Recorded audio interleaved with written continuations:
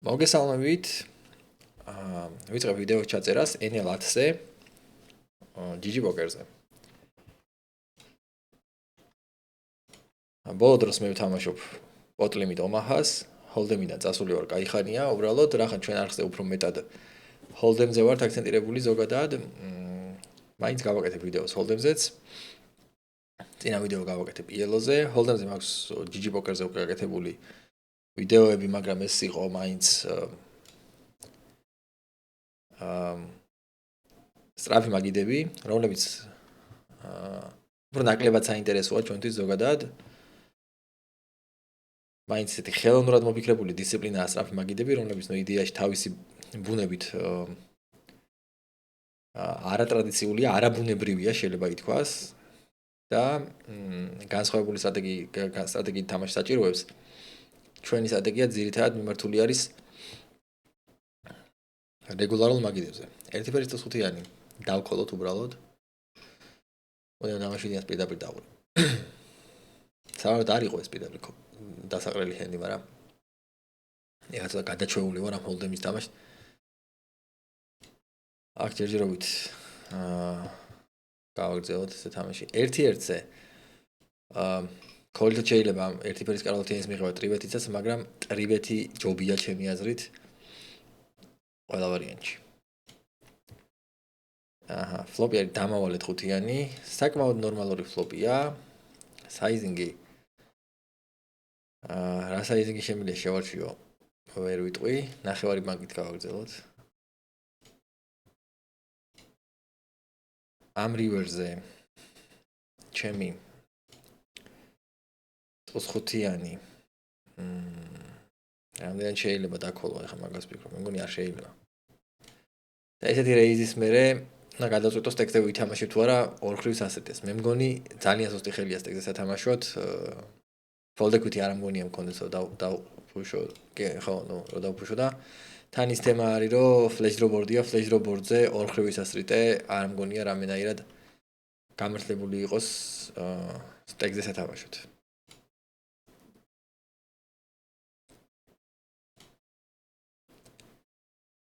ხო და ვიფიქრე რომ ჩავწეროთ ვიდეოები hold'emში რეგულარულ მაგიდებზე. გავიხსენოთ ცოტა hold'emi, მეც როგითხრა ძალიან მომენატრა მეთქი მოვიტყუები და არ მომენატრა, Omaha-ს უფრო რაღაცნაირად გული დაუდე Omaha-ს თამაშს, მაგრამ ვითამაშეთ.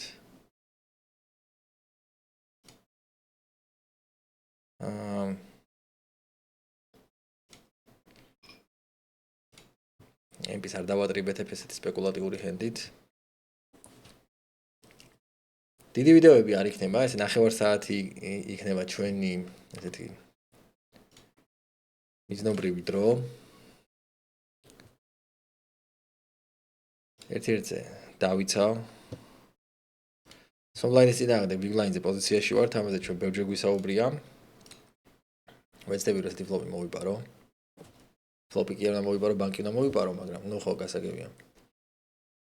აქ ვფიქრობ რომ თერზე კი რა ფლოპზე რაღაცა პატარა წყვილები, რაღაცა 5-იანები, 6-იანები რაღაც ეგეთები გაათრევდა თავის ჰენდს, მაგრამ თერზე უკვე დაყრიან, სავარაუდოდ, შესაბამისად ვეცადო რომ დავაყრევინო. და მესამე ბარელით რა შეიძლება აქ დავაყრევინო მესამე ბარელით? ვალეტი შეიძლება დაყაროს ოპონენტმა და კიდე შეიძლება ქონდა რამე დავუშვათ ფლეშის მონოდინე ხელი, რომელსაც უკვე დაყრის. 9-იანი კი დაიხურა აქ 7-იანით და კაროლდამა დაიხურა კიდე, მაგრამ ამას პირველ პოზიციაზე არ დავარეის. ეს პირველ პოზიციაზე სხვადასხვა ფერის კაროლ ვალეტი არ არის დასარეიზებელი ხელი საერთოდ. ორ ოპონენტთან არ მგონია ღირდეს აგრესიის გაგრძელება.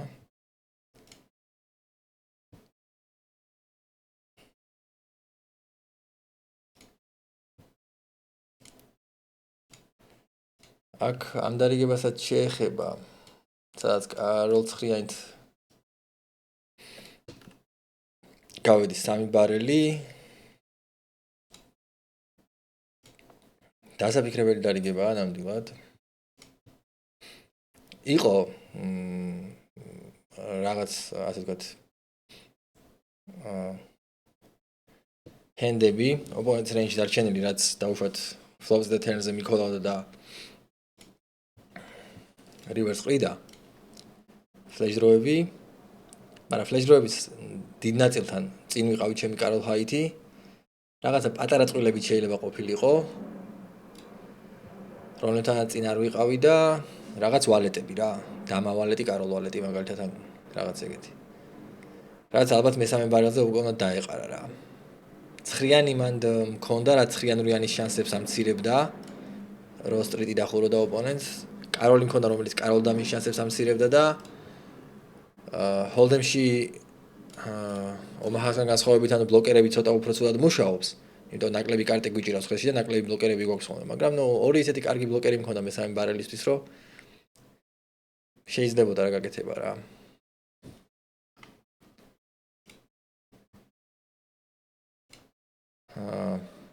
აქ რა გავაკეთე ფლოპზე. სხვადასხვა აი GG-ზე არის ესეთი კარგი რაღაცა, რომ აი შეგიძლია ნახო როგორ მიდიოდა დარიგება. ესე იგი პრეფლოპზე. მე ვარ აგრესორი, ხო? არა, კოლით მაქვს მიღებული და ფლოპზე ჩეკი, მე გავედი და დამიქოლა, ჩეკ კოლი თამაშა, ფლოპი და თერნი. მე მგონი დავქოლო ესეთი თერნი. და რივერზე რა შეგვიძლია გავაკეთოთ. ნახევარი ბანკი. კაცმა არ იცი რა შეიძლება აქ გავაკეთო. ფლოპის ჩეკ კოლი. და მე ორი პარალი. კაი დავყრი რა. აუф, აქ ხო ტაიმ ბანკი თითქმის არ აქვს რა. მოდი დავქოლოთ 7-იანები უბრალოდ. ოპონენტესაც შეეხება მაგიდები ხა დიდად არ იმას მიქნია. არ მიძებნია. აქ დიდი საიზინგით გავდა ორი ფლეშ დროდეს ბოლო.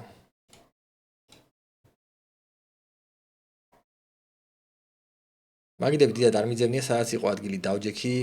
იგივეს რეკომენდაციას არ გავუწევდი, რა თქმა უნდა, მე ძალიან დიდი მნიშვნელობა უნდა მივანიჭოთ select მაგიდის შერჩევას, მაგიდაზე უნდა იჯდეს ძალიან კარგი ოპონენტი, მინიმუმ 1, რომ ღირდეს საერთოდ თამაში, რეიქის გათვალისწინებით.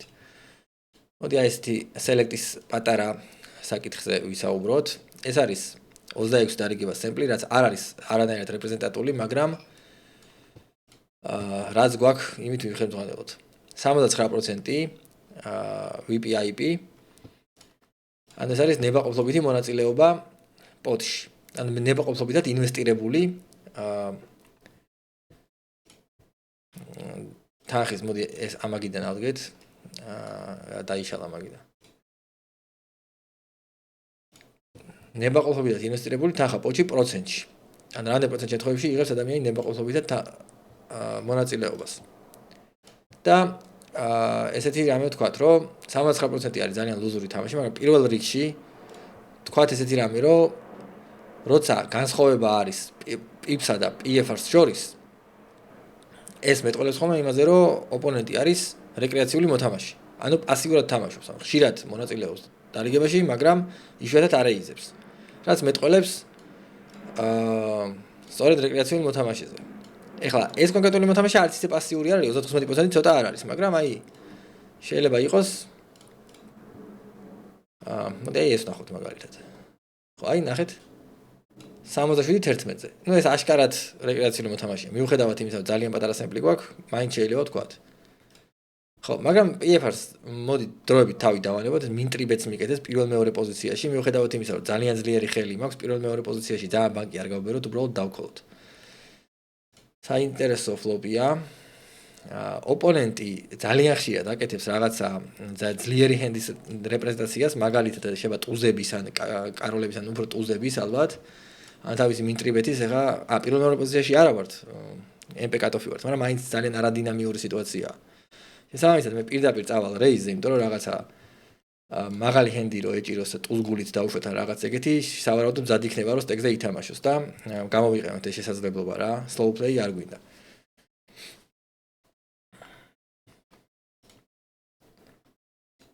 ატოს გულიც რომ არ ქონდეს შეიძლება მაღალი წყვილი ისედაც ვერ დაყაროს და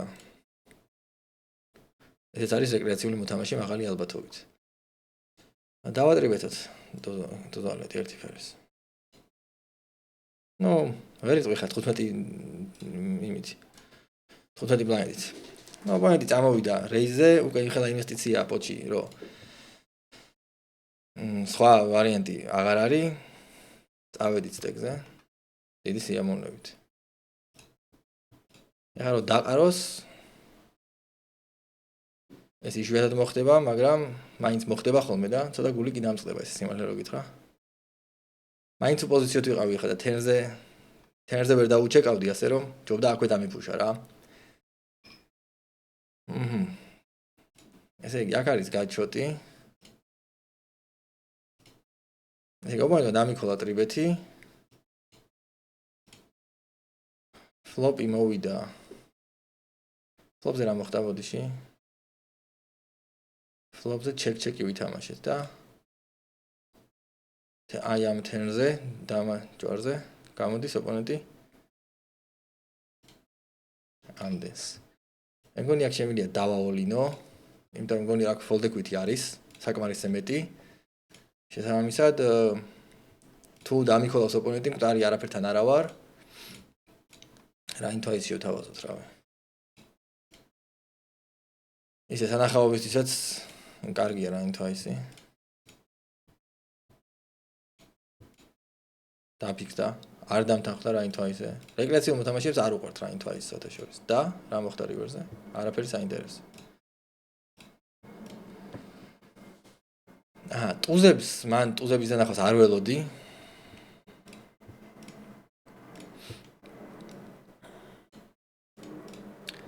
ტუზების დანახავს ნამდვილად არ ველოდი, იმიტომ რომ ესე იგი მაგას ქონდა ტრიბეთის ქოლის რეინჯი. მე დავატრიბეთი, ამან დამიქოლა. ტრიბეთის ქოლში ტუზებს რა თქმა უნდა არ დაველოდებოდი. მათ მე მეგონა რომ ყველაზე კაი ჰენდი შეიძლება ქონოდა ტუზ დამა. რაც ძალიან არაკომფორტულ სიტუაციაში ჩადგებოდა თერზე ოლინის წინააღმდეგ. ნუ ვიმეორებ რომ ქოლის კი არა და ფუშის ხო, ნუ ქოლის შემთხვევაში უბრალოდ მკვდარი არაფერთან არ ვიყავი, ანუ ძალიან ძლიერი ხელი მეჭირა, ფლეშ დრო გაჩოტი და ოვერკარტა მეჭირა და პრობლემა არ იყო. ანუ ერთ-ერთი ყველაზე ცუდი შემთხვევა იყო ეს ტუზები, ნუ ან სეტი იქნებოდა ან ტუზები ყველაზე ისეთი მძიმე შემთხვევა, როცა ანუ ფლეშის და სტრიტის აუტების გარდა არც ერთი აუტი ცოცხალი აღარ მექნებოდა, ანუ ოვერკარტა აღარ იმუშავებდა. და ისიც მაგ შემთხვევაშიც კი მქონდა 32% თუ რაღაცა equity შესაბამისად დანარჩენ შემთხვევებში კიდევ უფრო უკეთესად ვიქნებოდი. ცხრიანები. მოდი დავქოლავ ცხრიანებს, იმიტომ რომ უკან საინტერესო ოპონენტი გასდა. ისიც შემოუშვათ გათამაშებაში. ხო, პირველი ესე იგი რაც იყო მნიშვნელოვანი თქვით, რომ როცა განსხვავება არის ამ ორ მაჩვენებელს შორის ეს არის ეს მეტყველებს იმაზე რომ მოთამაშე არის რეკრეაციული მოთამაშე და ოპონენტი არის რეკრეაციული მოთამაშე და თან მარტო ამათ შორის განსხვავება არა, თვითონ აი VIP როცა ძალიან დიდია ეს უკვე მეტყველებს ხოლმე იმაზე რომ მოთამაშე არის რეკრეაციული ოპონენტი არის რეკრეაციული მოთამაშე. მაგალითად თქვათ ეგეთი რაღაცა. რომ დაახლოებით რეგულარების VIP არის ხოლმე სადღაც მაქსიმუმ 25-მდე ალბათ, შეიძლება ვიღაცებს უფრო მეტი ქონდეთ, მაგრამ 25-მდეა დაახლოებით, ნუ აი 30 რეგულარებს ერთად არ აქვს, მაგრამ მაინც არიან და შეიძლება სუსტი რეგულარები, რომელსაც აქვს ხოლმე 30, შეიძლება ცოტა მეტიც, 32 რაღაცა. მოკლედ 30-ზე დევით ვისაც აქვს ერთად რეკრეაციული მოთამაშეა, მაგრამ აქ არის კიდე დამატებითი ფაქტორები, რომ მაგალითად 40 VIP რო აქვს ვინმეს ეგ მოთამაშე შემთხვევაში არ არის მაინც საინტერესო, როგორც action maker-ი რა. ანუ როცა ერთადერთი რეკრეაციული მოთამაშეს მაგიდასთან და ისიც ზის 40 VIP ხო? ძირითადად არ არის ხოლმე კაი მაგიდა. უნდა ვეცადოთ ცოტა უფრო ლუზი მოთამაშე ყავდეს ვინმე, ვინც უფრო მეტ ფულს აგებს რა, ერთ სიტყვით რა. ანუ აქედან არ გამომდინარეობს, ვინ რამდენ ფულს აგებს და როგორ და რანაირად, როგორც წესი. მაგრამ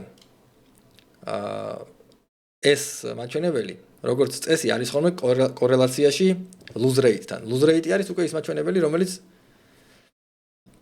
საკუთრივ იმას აჩვენებს, რომ ფულს რამდენს აგებს ადამიანი. და რაც რომ მაღალი VPIP-ა, როგორც წესი, უფრო მაღალი lose rate-ია ხოლმე რა. აი სასურველი იქნებოდა, რომ მაგიდასთან ერთი მოთამაშე მაინც იჯდეს აი 60 პლუსი VPIP რო ქონდეს ეგეთი რა. აი ხა აი ამ მაგიდას ხო უყურებთ, მაგალითად ეს მაგიდა არაფრად არ ვარგა რა. რა კი ეს მაგიდა იმიტომ არ ვარგა, რომ სავარაუდოდ ყველა რეგია მაგიდაზე. მაგრამ ასე ვთქვათ, რეკრეაციული მოთამაშე ნებისმიერი საკმარისი არ არის იმისათვის, რომ ექშენი იყოს რა, მიკრო ლიმიტებზე ეგრე არის რა, სამწუხაროდ. მაღალ ლიმიტებზე, სადაც შედარებით უფრო დაბალი რეიქის წნეხია, იქ შეიძლება ნებისმიერი რეკრეაციული მოთამაშე საკმარისი იყოს. იმისათვის, რომ ექშენი შეიქმნას და იმისათვის, რომ ვითამაშოთ, მაგრამ მიკრო ლიმიტებზე ესე არ არის სამწუხაროდ. ასე რომ როცა ვთამაშობთ, უნდა ვიცოდეთ, რომ მაგიდაზე ზის აუცილებლად კარგი რეკრეაციული მოთამაშე. მოდი ამაგიდან ავდგები და საერთოდ 4 მაგიდაზე გავაგრძელოთ თამაში რა. თორე ეგან 6 მაგიდას ვთამაშობდი, რაღაც სიტუაციებში ლაპარაკობდი, თაიმბანკი აღარ მეყო ხოლმე და აქ ძალიან პატარა თაიმბანკებია. აჰა, ეს ფიში. მოდი მოვნიშნოთ, მაგრამ ლიმპავს, მოდი მეც გავლიმპავ რავი, არა პრობლემა, სოლბლაინზე. დამაცხიანი დარეიზებას და უპოზიციოთ პოსტფლოპის თამაშს, რავი, დიდ აზრს ვერ ვხედავ და შემიძლია ნახევარი ბლაინდი დავამატო და რა უბრალოდ ფლოპი ვნახო და თუ რამე საინტერესო დავიჭირე, მერე ვითამაშო. ახლა ეს მოთამაშე მაგალითად ესეც რეკრეაციული მოთამაშე ჩანს, მაგრამ დიდად საინტერესო ეს არ არის რა, 28-ზე ეს რეკრეაციული მოთამაშე იქნება ყველა ვარიანტში. ზოგადად გაზრდილი საიზი დავარეიზე აქ. მეგონი აქ ვიღაც ფიში დაჭდა სხვათა შორის. ესეც რომ არასრული სტეკით არის ოპონენტი, ეს მაჩვენებელია ხოლმე, რომ როგორც წესი რეკრეაციული მოთამაშეა. კაი, მოდი დავრჩით არ ვდგები. დავრჩით რახან. კაი, ეს დავყავთ.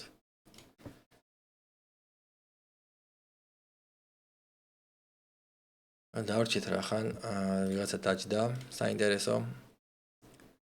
კიდე არის ხოლმე რაღაც ფაქტორები, მაგალითად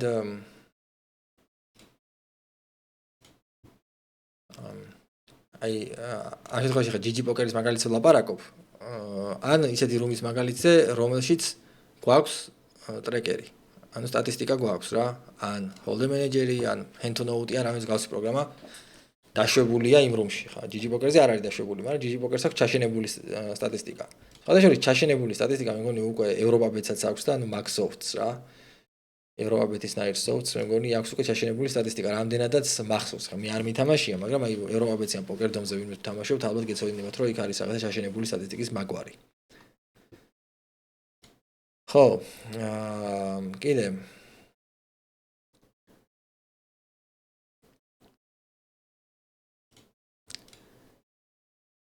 ხო, აქ არის წარმოდგენილი დროშები, ანუ რომელი ქვეყნიდან არის ოპონენტი.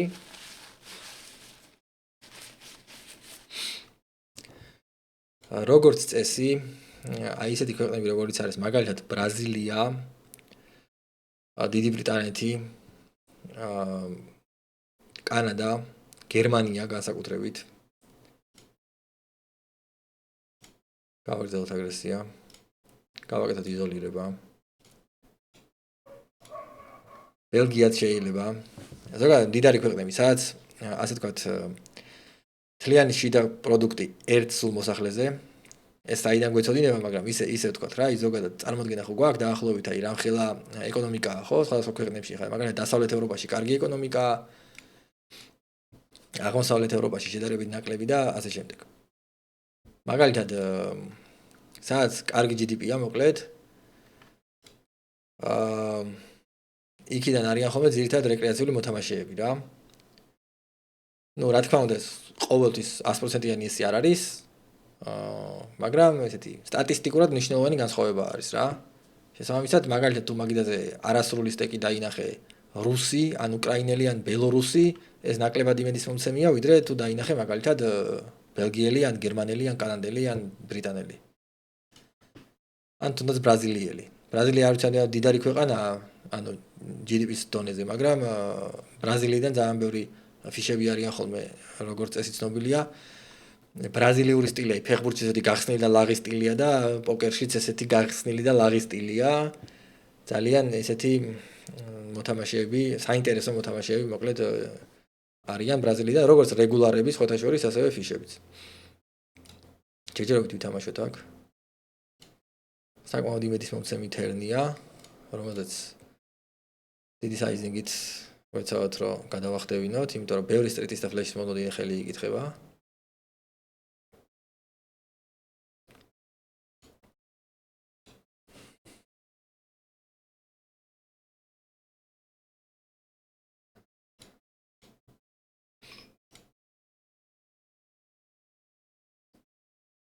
ხო, ვახსენე რომ აღმოსავლეთ ევროპიდან, რუსეთიდან, უკრაინიდან, ყაზახეთიდან, ბელორუსიდან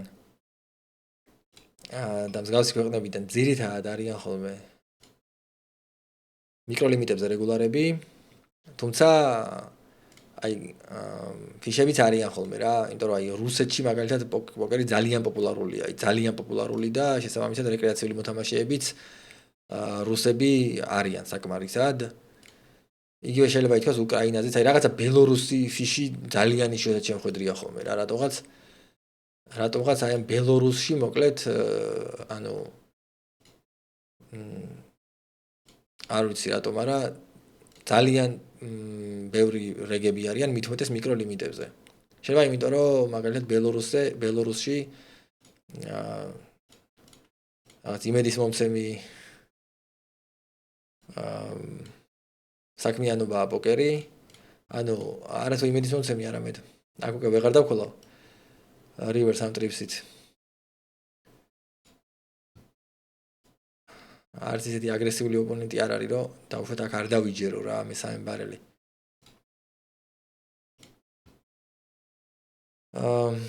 ფლოპიდან რა ხდება?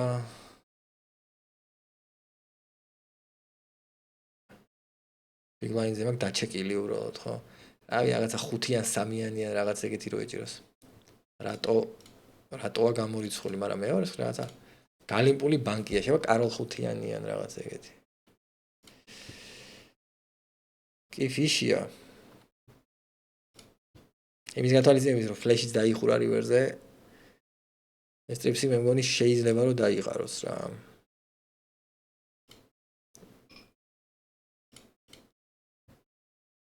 აიცა. თერზე გამოვიდა და რივერზე ესეთი. მოკლედ ესეთი ოლინი როგორც წესი რეკრეაციული მოთამაშეებიდან ველიუა ხოლმე რა. ხშირ შემთხვევაში ველიუა ხოლმე, იმიტომ რომ გამოცდილება რასაც კარნახობს, ეგრეა. სხვათა შორის ეს -10 ცენტი თუ რაღაცა რომ დამიწერა, ეგ ისა თაიმბაგი ფასიანია აქ როგორც ხვდები.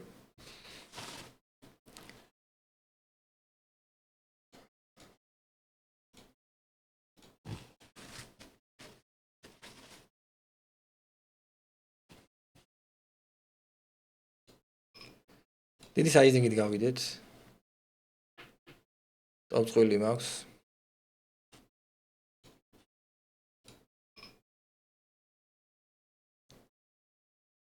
ძალიან ისეთი მოწყვლადი ტოპწყვილი მაქვს, რომელსაც ძალიან ბევრი ოვერკარტა მოვა ხოლმე თერნზე და უკვე კომფორტული აღარ იქნება თამაში, ამიტომაც დიდი საიზინგით გასვლა ვარჩიე. მეორე ხრივ კიდე კარგი კიკერი მქონდა და შეიძლება ოპონენტს ძალიან ბევრი წვილი და პლუს გაჩვენდა და მსგავსი ჰენდები ქონდა, რაც გადაიხდიდა. ოპოზიცია ცოტა დიდი საიზინგით დავატრიბოთ.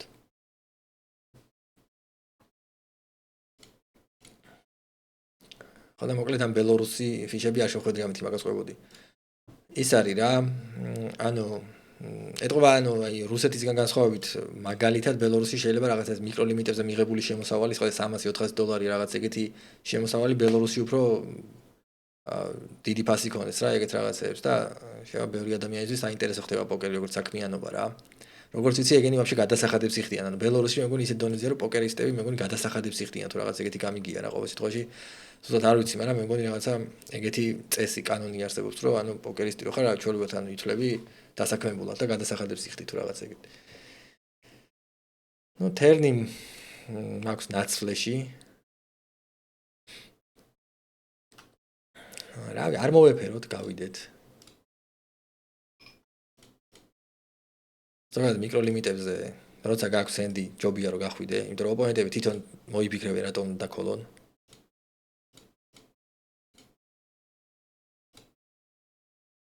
თან ზემოთ ხსენებული ბრიტანელი ოპონენტი, რომელზეც ინფორმაცია არანაირი არ ქონდა წინა დარიგებაზე, მაგრამ მიუხედავად მაგისა, დროშას ხედავდით და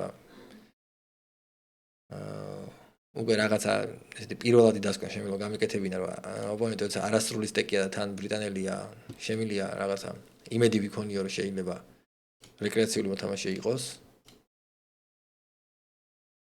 სხვადასხვაგვარის კანონდამი ტრიბეთს არ დავხოლოვ პოზიციოთ და არც დამაცხენით ბლაინდს არ დავეცა.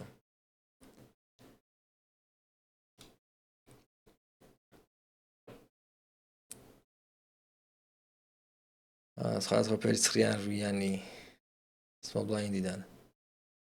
მე მგონი შეიძლება ამით რომ ბლაინდი მოვიბარო. ექვსიანები შეიძლება დარეიზება. ექვსიანებზე დაბალ წყვილებს არ გავუწევდი პირველი პოზიციიდან რეკომენდაციას, ჯობია დაიყაროს. ეს ის ოპონენტია, ვინც წეღან ერთხელ უკვე დამატრიბეთა პირველ მეორე პოზიციაში, უბრალოდ MP კატოფზე დამატრიბეთა. ეხლა UTG MP-ზე მატრიბეთებს. საიზინგიდან დავაშო ყველაფრიდან გამომდინარე, რავი, ექვსიანებით მეგონი მე შემილია რომ დავქოლო. თან ოპონენტია საინტერესო, სიმართლე რო თქვა, ოპონენტია საინტერესო, რომლის წინააღმდეგაც სეტში მოხვედრას ვისურვებდი ნამდვილად რა. მაგიტომაც დავუკოლო. თან ცოტა ისეთი, გარღვევებული სტეკები გვაქვს და ფლოპი მაგისია და აგრესიას რო არ აგზელებს, ეგ უფრო მაეჭვებს სიმართლე რო თქვა ამ ფლოპზე, ვიდრე რამე სხვა. ტუზათიანათიანი ეს აი range bet-ი არის, უბრალოდ 1/13 ან 1/4 მაინც უნდა გამოვიდეს range bet-ი აქ და რო არ გამოდის, გონია რომ რაღაც ძალიან ძლიერი უნდა ყავდეს წესით პირიქით. რივერზე გამოვიდა over bet-ი, მოკლედ ვერ გადამახტებინა მაინც. 4x დავარეიზოთ.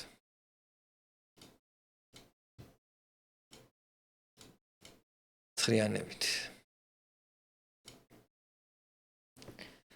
მაინც კაი ფორმაში არ ვარ, უკვე თქვი. კაი ხანი არ მითამაშია ჰოლდები, რამდენიმე თვეა უკვე და ცოტა მივიწყებული ვით მაქვს რაღაც ესეთი თუნდაც ესეთი მარტივი სიტუაციები რა. აი 2 ტოზი დამილიგე. როგორც კი დავიწყე წოწონი რომ ფორმაში არ ვარ მეთქი, ეგრევე დამილიგეს 2 ტოზი.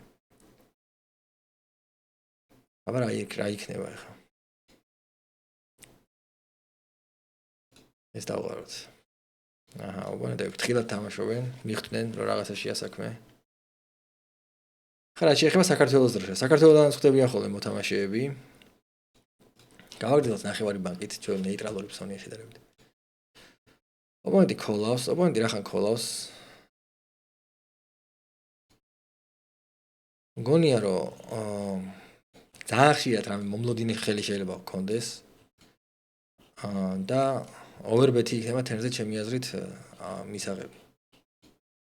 აქ, გაჩოტი ქონდა ამას, მაგრამ შეიძლება რომ ორხრივი სასტრიტი ან ფლეშ დროები ყოფილიყო ბევრი და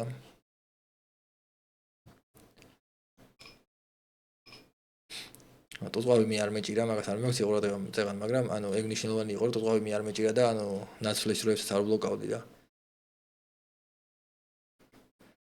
მოდი დავჩეკოთ, გავიდეთ რივერზე და რივერი უბრალოდ დავქოლოთ რა, თუ გამოვათ ოპონენტი და თუ არ გამოვა ოპონენტი, მგონია რომ რაღაცა value bet-ი მაქვს, თან რაღაცნაირად ის რო გაწყვილდა, ტუზი რო გაწყვილდა, აქ შეიძლება რაღაცა 8-ანმა დამიქოლოს ან ხელის ცხრიანებმა ან რაღაც ეგეთმა და შესაბამისად მგონია რომ რაღაცა აქაც რაღაც over bet-ი შემილია რა, რაღაც გავაკეთო რა.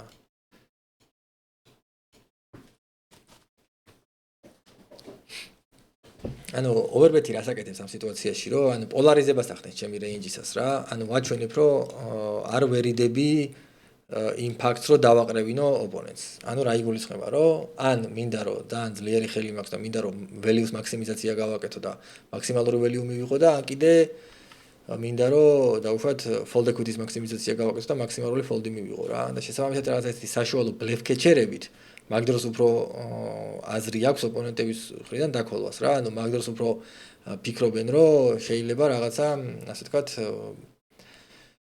დაქოლონ რა. ვიდრე როცა სტანდარტულ მაგალითად 2-3-ს გადიხარ რა. 2-3-ს რო გახვალ, ალბათ უფრო ხშირად მიიღებ calls, მაგრამ ფინანსურ სარგებელს ალბათ overbet-ით უფრო მეც მიიღებ რა. ამ ერთი ფერის დამავალიც ვეღარ ვათამაშებ სამწუხაროდ. ადამიანი ვალეტექსიან საოლინებს, აი 65% VPIP ვახსენეთ, ეხლა ეს რა თქმა უნდა დამთხევაა და შემთხვევითობაა, მაგრამ ხო იცით აი სიმბოლურობას რა სიმბოლის რა ხელმისაწვდომობა აქვს და აი უცებ დაიმთხო რომ აი 65%-იანმა ოპონენტმა გააკეთა ისეთი ქმედება, რომელიც ქმედებასაც ვისურვებდით რომ ჩვენი ოპონენტები აკეთებდნენ ხოლმე ხშირად. ვალეტექსიანი დაავოლინა. ну გასაგებია 18 ბლაინდი, მაგრამ რაც ქონდა კაც დაავოლინა. შვიდიანები. რა უნდა ვქნა აქ შვიდიანებით? ტრივეთი ან ფოლდი. კოლი small blindზე არ მიიღება. იქიდან გამომდინარე რომ არის ყველა პოზიციისთან მიმართებაში უპოზიციოთ და ჯობია რომ დავყაროთ.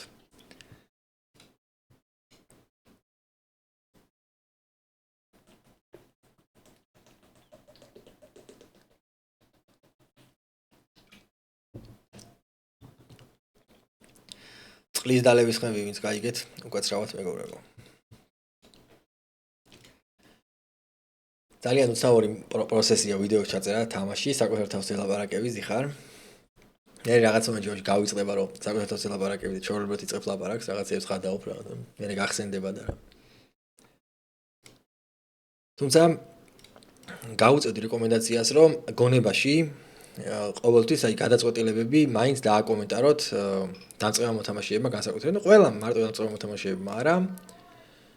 როცა აი ესე კონცენტრირებული ხარ და თითქმის ყველა გადაწყვეტილების არგუმენტირებას ცდილობ და დაკომენტარებას ისე, ზედაპირულად მაინც გონებაში ბევრად რომ მაღალი ხარისხით მიყავს სესია, ვიდრე როცა ავტოპილოტზე თამაშობ და დაუშვათ არ ხარ კონცენტრირებული.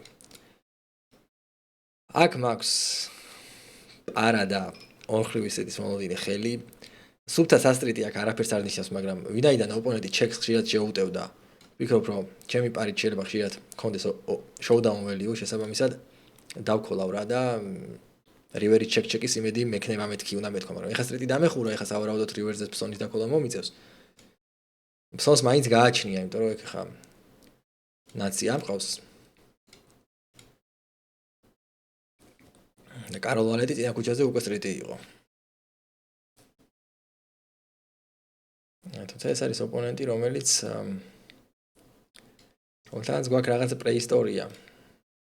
წესიერ არ მახსოვს რა, მაგრამ ну ახლა რაც მოხდა პრინციპში, მაგიტო დავქოლე წინა ქუჩაზე რა, დავუშვათ რივერზე რო სტრიტი არ დახურულიყო, მაინც ეგ მოხდებოდა სავარაუდოდ რაც მოხდა და მაგიტო დავქოლე რა.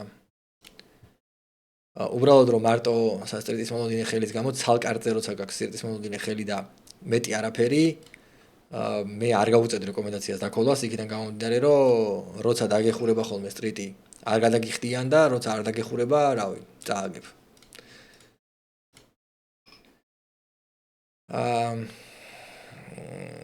რივერზე ერთი შეხედვით კარგი სიტუაციაა რომ ვიბლეფო, მაგრამ მეორე შეხედვით ორი ფლეშ დროა აცდენილი, შესაბამისად ოპონენტმა არ ამგონია რამე დაყაროს მანდ. ახაც გავაკეთოთ overbet-ი ჩვენი full house-ით. აქ რასთან წავაგეთ? 30-იანთან ხო? 30-იანი იყო ის იშვიათი ხელი, რომელიც შეიძლება დაეყარა ოპონენტს, მაგრამ მაინც აი ორი ფლეშ დრო იყო აცდენილი. რაღაცნაირად არ მომინდა რომ გავადიდოთ. ჩვენ უკვე მალე ვამთავრებთ. 1-5 წუთში.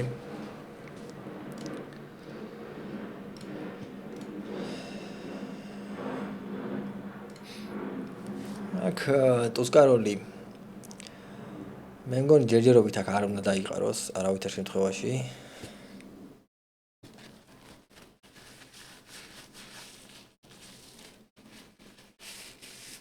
რაც ორი ოვერკარტაა, გაჩვეტია ბექდორ ფლეშ დროა, ვითამაშოთ.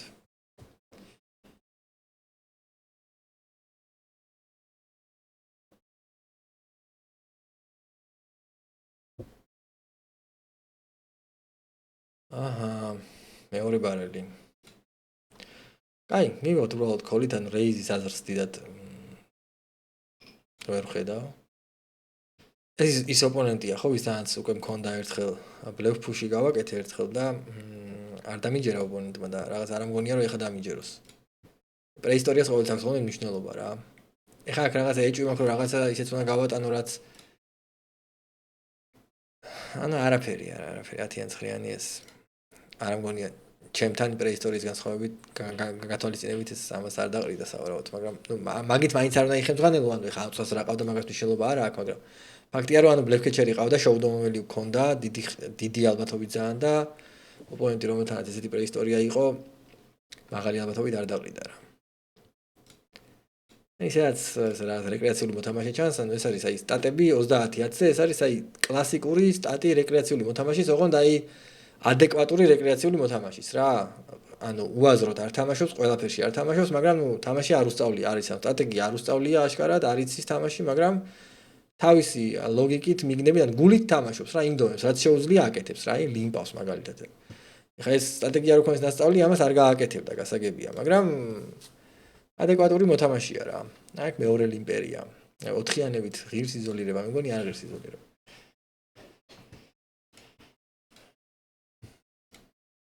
პოზიციიდან აი შეიძლება, არ შეიძლება 4-იანებით იზოლირება, მაგრამ ეხა ისეთი ფლოპი მოვიდა, რომელიც აი ლიმპის რეინჯს აკვდება პირდაპირ შესაბამისად დავჩეკავ და თერზე უკვე მეცდები რომ უარეს ხელებზე მივიღო ველიუ. აი ადეკვატური მოთამაშე რეკრეაციული მოთამაშის გაგებით რა, ანუ რამდენადაც ადეკვატური შეიძლება იყოს რეკრეაციული მოთამაშე იმდენად რა. თავისი მიგნებებით, თავისი დაკვირვებებით ადამიანი თამაშობს ფრთხილად. limp call-ი, მერე check fold-ი. ესეთ მოთამაშეებთან შეგვიძლია ცოტა ლუზურად გააკეთო იზოლირება და მერე ფლოპებზე გააგრძელო აგრესია და უშუალოდ მაგრამ როცა პოსტლობზე გეთამაშება, უკვე იცოდე რომ ყველა ვარიანტში რაღაცა ყავს და უაზროდ არ თამაშობს რა ყველაფერში რა. წერა რომ მაგალითად ვიღაცა პრეფლოპზე ვალეტ ექვსიანი დააოლინა, ეს რაღაც გავს რაღაცებს არ აკეთებს. ერთი ფერის დამავალეთი რა თქმა უნდა კოლია. ესეთი ფლოპი რა თქმა უნდა კოლია.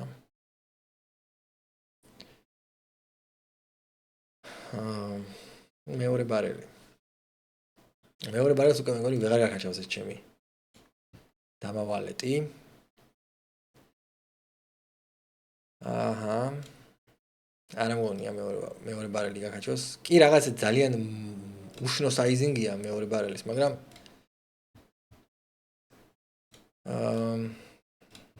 მეორე პარით თან ორი ფლეშ დროდევს. ბევრი რიორის ნახვა მანდ არ მომეწონება ხოლმე.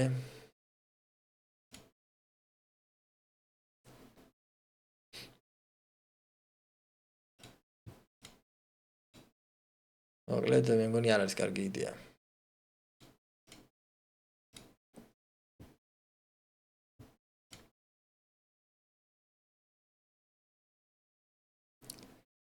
არ ვარ ყვაყოფილი ჩემი თამაშით, პირდაპირ ვიტყვი.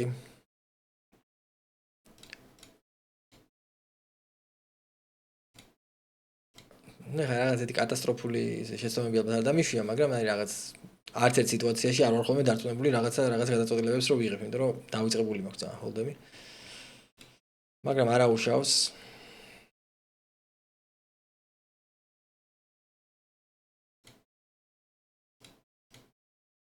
მაინც მე მგონი ადეკვატურად, მეტნაკლებად ადეკვატურად მე მგონი ვითამაში რა.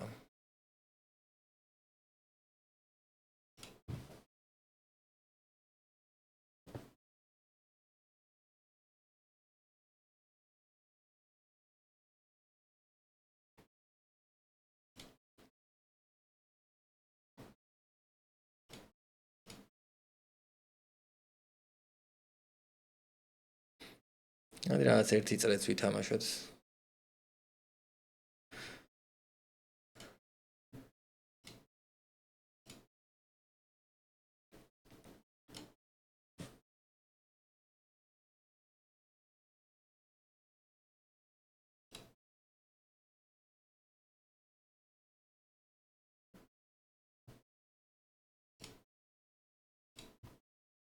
ამას აი ესე დავაჭერდა. თან დარიგებსაც კი არა და მაგიდასაც დავხურავ და თან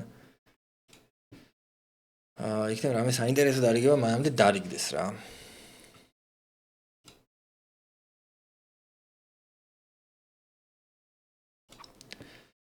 ხო, ჩინელები არიან კიდე ბევრნი ძალიან აქ და ჩინელებიც ჩინელებზე შეიძლება ითქვას, რომ რაღაცა თავისი სტილი აქვს ძალიან. ხო, ამ ქვეყნებში რაღაცა სხვადასხვანაირი თავისი სტილი აქვს ხოლმე რა. მე მგონი ყველას რაღაც საერთო აქვს ხოლმე რა. ერთსა და იმავე ქვეყნის წარმომადგენლებს რაღაცნაირად. ჩინელებიდან ხა ფიშები ძალიან ბევრნი არიან და რეგებიც ძალიან ბევრნი არიან, მაგრამ ყოველთვის რაღაცა არასტანდარტული რეგულარები არიან ხოლმე ამ ჩინეთიდან რა. რაღაცა 33-17-ზე. აუ დედას ვიცავარ, აი სანამ დავინახავდი, მანამდე ვამბობდი 33-17-ზე. ეხლა აქ 6 ჰენდი არის, ვაფშე არაფერ შუაში არ არის, ესეც აბსოლუტურად დამთხევაა, მაგრამ აი მენა 33-17-ზე არიან ხოლმე რა ეს რეგულარები, ჩინელი რეგულარები რა. აი რაღაცა ედი უცნაური რეგულარები არიან, რა პოკერს სწავლობენ და რომელი სოლვერის სწავლობენ არ ვიცი, მაგრამ რაღაცა ესეთი რეგულარები არიან ხოლმე ჩინეთიდან ძალიან ბევრი.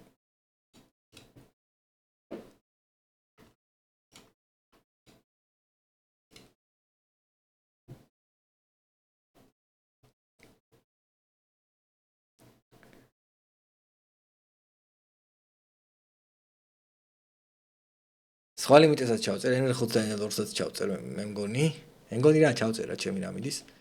რეგულარულ მაგიდებს რა, როგორც სტრაფი მაგიდები ჩავწერე და ავტორიტე რეგულარულ მაგიდებსაც ჩავწერე ავტორიტე. თან ცოტა რაღაცა არხიც გამოვაცოცხლოთ, ანუ რაღაც ძალიან დავიკარგესავით ბოლო დროს.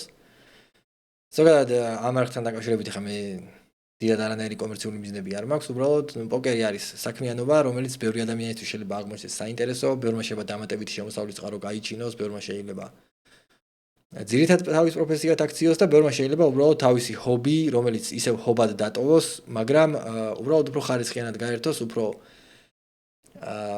ადეკვატურად ითამაშოს, ნაკლები დანაკარგებით, ან საერთოდ აღარ ქონდეს დანაკარგები და დაუშვათ უფრო ხარისხიანად გაერთოს. იმიტომ რომ პოკერში საერთოდ როცა არაფერი არის და შენ იცი გაგნებას და ხარ აი დაახლოებით აი ამ ბელგიელივით რეკრეაციული მოთამაშე. ეს ერთი საკითხია და როცა უკვე იცი რაღაცეები, როცა იცი რომ არ უნდა გალიმპო, როცა იცი რომ როგორ უნდა ითამაშოს სწორად და ასე შემდეგ, ანუ ლოგიკა, ალგორითმი გადაწყვეტილების მიღების, ბევრად უფრო მაღალი ხარისხის სიამოვნებას იღებ ჩემი აზრით თამაშიდან და რაც მეტი ადამიანი გაიგებს ამ არხის შესახებ და რაც მეტი ადამიანი საბაზო სტრატეგიის შესახებ გაიგებს, მით უფრო საინტერესო იქნება, მით უმეტეს აი წეგან ის ეკონომიკა ვახსენე და საქართველოს ეკონომიკის ქვეყნისთვის რაღაცა დარწმუნებული ვარ, რომ რაღაცა დამატებითი შემოსავლის წყარო რაღაცა $200-300 რო იყოს თვეში.